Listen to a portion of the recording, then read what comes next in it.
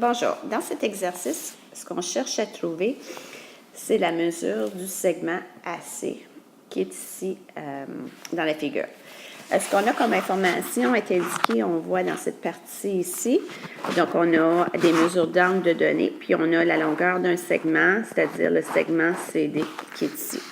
Donc là, pour faire ça, ce que je vais faire, c'est que à chaque fois que je suis capable de déduire une mesure dans la figure, bien, je vais l'indiquer dans la figure ici pour voir comment je peux arriver à trouver la mesure du segment AC.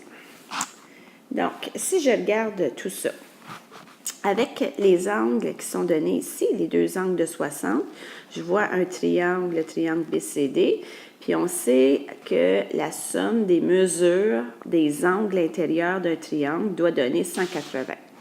Donc, avec ça, je pourrais faire un calcul pour trouver l'angle qui me manque juste ici, pour voir quelle sorte de triangle on a. Et si on calcule 180 moins 60, on obtient 60 degrés. Donc, je peux déduire que l'angle qui est ici mesure 60 degrés. Je vais l'indiquer. Ça va être la première chose que j'ai déduit. Sachant que j'ai un angle de 60 degrés ici, on peut déduire que le triangle BCD est un triangle équilatéral, puisqu'il possède trois angles isométriques. Dans un triangle équilatéral, les trois côtés ont la même mesure. Donc là, je pourrais déduire que le segment BD mesure également 1,7 m. Même chose pour le segment BC, 1,7 m. Donc, je viens de trouver une partie de ce que j'avais à trouver. Ensuite, si on continue en essayant de trouver d'autres informations dans la figure, ici, on m'indique un angle de 90 degrés. Ça, c'est le petit symbole pour dire qu'on a un angle droit. Donc, mon angle droit, j'ai un angle de 60 ici. L'angle qui est adjacent va mesurer 90 moins 60. Donc, ça me fait un angle de 30 degrés. Donc, je vais l'indiquer qu'ici, il y a un angle de 30 degrés. Donc là, si je regarde le triangle ABD, je vois que ce triangle a deux angles isométriques.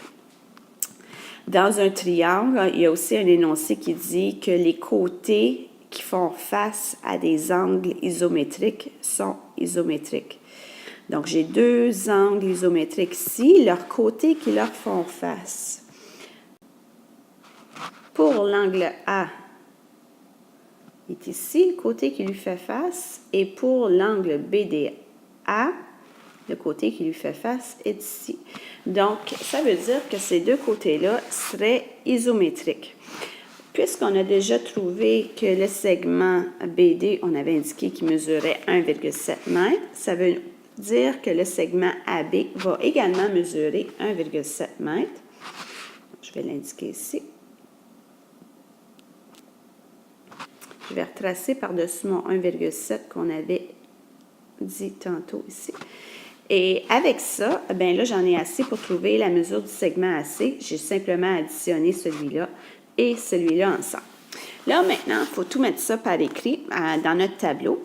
Dans notre tableau, je fais remarquer qu'il y a deux colonnes au tableau. Il y a une colonne affirmation, donc c'est ce qu'on va affirmer. Et ensuite, justification, c'est comment on fait pour affirmer ça. Donc là, je recommence, puis je vais y aller dans l'ordre que j'ai trouvé ou déduit les mesures. La première chose qu'on avait fait, c'est trouver la mesure de l'angle qui était ici. Donc, mon affirmation, je vous la montre ici.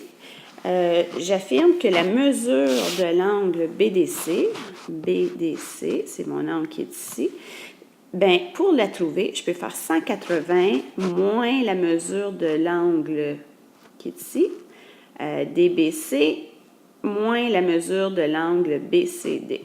Donc, parce que tout ça ici doit donner 180. Donc, j'ai écrit ma formule. Il ne faut pas oublier de mettre le petit M en avant pour dire la mesure. Okay? Un angle, c'est un objet géométrique. Si on calcule sa mesure, il faut mettre le petit M en avant. Sinon, vous perdez des points en communication. Donc là, je fais le calcul, puis j'obtiens 60. Ça, c'est mon affirmation. La justification, c'est, pourquoi j'ai le droit de dire ça? C'est parce que la somme des mesures des angles de triangle est 180 degrés. Donc, là, je viens de trouver ici ce que j'avais indiqué, le 60 degrés.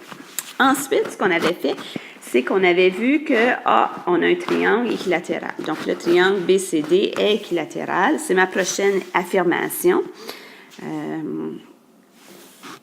Donc, je vais monter un petit peu.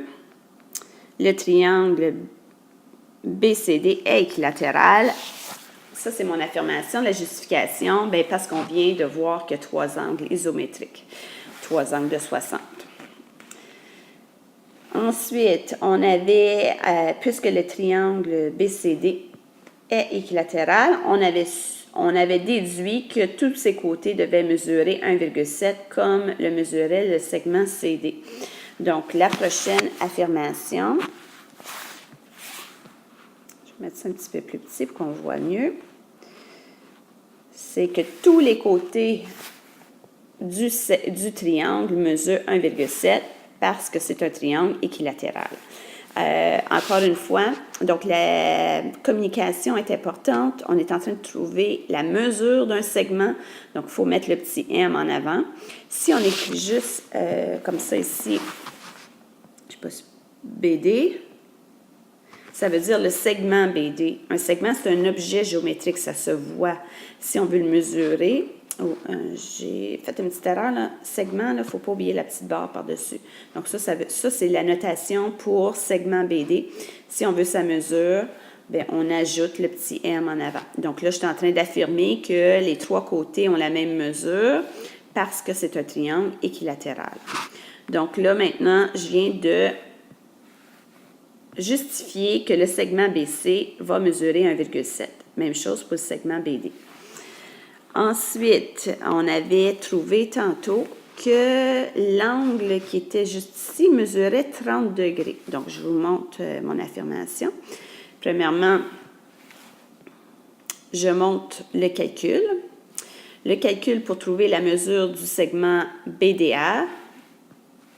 Je vais faire 90 degrés moins la mesure de l'angle CDB, ici qui est de 60. Donc, si je fais ce calcul-là, j'obtiens 30 degrés. La justification que j'ai mis, c'est que l'angle ADB est adjacent à l'angle BDC. Les angles adjacents, c'est des angles qui ont le même sommet, ils ont un côté en commun et sont de part et d'autre du côté commun. Donc, d'un côté, ici, et de l'autre, du côté commun. Donc, ce sont des angles adjacents et ensemble, ils forment un angle de 90 degrés, c'est-à-dire un angle droit. Donc, c'est pour ça que j'ai fait 90 moins 60 pour trouver sa mesure. Donc, si je lis ce que j'ai écrit comme justification, cet angle, donc l'angle BDA, est adjacent à l'angle BDC et leur côté extérieur forme un angle droit. Une autre chose que j'aurais pu mettre comme justification, c'est juste de dire que cet angle-ci va mesurer 30 parce qu'il est complémentaire avec l'angle BDC. Des angles complémentaires sont des angles dont les mesures donnent 90 lorsqu'on les additionne. Donc, la somme des mesures donne 90 degrés. Donc, c'est ce qu'on a ici. Ensuite, après avoir trouvé le 30 qui était ici, on avait dit, puisque le triangle ABD possède 2 angles isométriques, il faut que les côtés qui font face aux angles de 30 soient également isométriques. Donc, ça, c'est ma prochaine affirmation. Et là, je vais descendre un petit peu. La mesure du segment AB va être égale à la mesure du segment BD. c'est-à-dire 1,7 m, parce que dans un triangle, les côtés qui font face à des angles isométriques sont isométriques.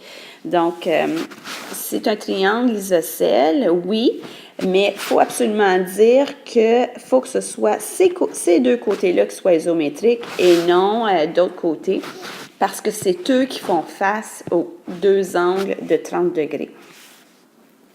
Donc là, on vient de trouver la mesure du segment AB qui est ici.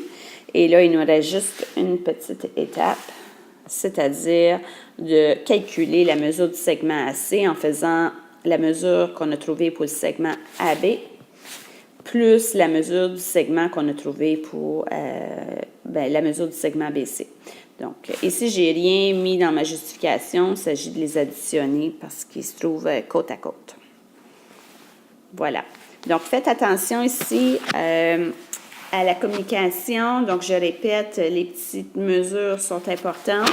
Puis, il faut toujours que les justifications, ce soit quelque chose, un énoncé géométrique qui est sur votre liste d'énoncés, des choses que vous avez vues l'année dernière, ou des choses qu'on va voir cette année, ou quelque chose que tu as déjà justifié avant. Comme ici, dans ma justification, ou ici, j'ai dit le triangle est équilatéral parce qu'il possède 3 angles isométriques.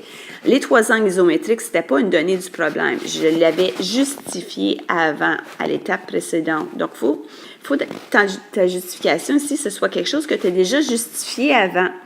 Donc, on n'aurait pas pu commencer en disant que le triangle BCD est équilatéral sans avoir justifié que le troisième angle devait également mesurer 60 degrés. Même chose ici. On n'aurait pas pu justifier que les 3 côtés ici du triangle mesuraient 1,7 si on n'avait pas justifié avant le fait que le triangle, c'était un triangle équilatéral. Donc, il faut faire bien attention à ça. Il faut que ce qu'on justifie ou ce qu'on affirme puisse être justifié de quelque chose qu'on a déjà trouvé avant ou d'un énoncé géométrique ou d'une donnée du problème. Et voilà.